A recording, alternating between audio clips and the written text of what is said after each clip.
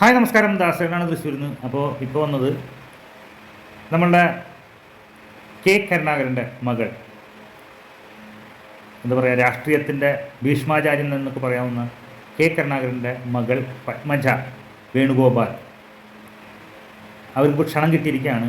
Delhi lieutenant ഗവർണറായിട്ട് ക്ഷണം കിട്ടിയിരിക്കുകയാണ്. ഇപ്പോൾ കുറച്ച് നേരത്തെ അവർക്ക് അമിത്ഷായുടെ കോൾ വന്നിരുന്നു. ദില്ലി ലെഫ്റ്റനൻറ്റ് ഗവർണറായിട്ട് സ്ഥാനം കിട്ടാൻ പോവുക. നിയുക്ത ദില്ലി ലെഫ്റ്റനൻറ്റ് ഗവർണറായിട്ട് അവരെ തിരഞ്ഞെടുത്തിരിക്കുകയാണ്. അപ്പോൾ നമുക്കെല്ലാവർക്കും അറിയാം, അത്രമാത്രം വർഷങ്ങൾ കോൺഗ്രസ് എന്ന പാർട്ടിയിൽ നിന്നിട്ടും ഒരു സ്ഥാനവുമില്ലാതെ അവിടെ ഇവിടെ ചവിട്ടി തേച്ച് നിന്നിരുന്ന പത്മജ പപ്പിച്ചേച്ചി തൃശ്ശൂർ ഇലക്ഷൻ നിർത്തുന്നു, തോൽപ്പിച്ചു കൊടുക്കുന്നു. അങ്ങനെ കുതന്ത്രവും തന്ത്രത്തിലൊക്കെ കെട്ടിപ്പിണഞ്ഞ് പാരമ്പര്യമുള്ള അച്ഛൻ്റെ മകളായി വിഷമിച്ച് ഇരുന്നിരുന്ന പത്മജ വേണുഗോപാൽ, എന്താ പറയുക, വെറും വേസ്റ്റ് പോലെയാക്കി ഇരുന്നിരുന്ന പത്മജയ്ക്ക് BJP-യിലേക്ക് പോയപ്പോൾ ഇപ്പോൾ ഏറ്റവും ഉന്നതമായ ഒരു പൊസിഷൻ തന്നെ BJP ഗവൺമെൻറ് കൊടുത്തിരിക്കുകയാണ്. അതാണ് ഇപ്പോൾ കിട്ടിയിട്ട് കുറച്ച് നേരമായപ്പോൾ, എന്താ പറയുക, ബ്രേക്കിംഗ് ന്യൂസ് തന്നെയാണത്. പത്മജ വേണുഗോപാൽ ദില്ലി ലെഫ്റ്റനൻറ്റ് ഗവർണറായിട്ട് തിരഞ്ഞെടുത്തിരിക്കുകയാണ്.